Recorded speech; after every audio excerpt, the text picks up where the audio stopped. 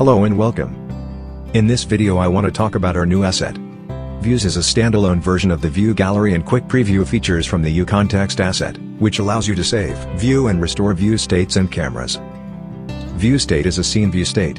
In other words, it is something like a visual bookmark that you can preview and restore. Views allows you to save the current scene view as a view state.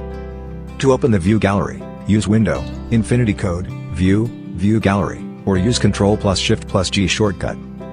This window combines views from all your cameras and all view states. To create a view state, select View States, Create, from Current View. Enter the name View State. Now, anytime you need, you can return to this state.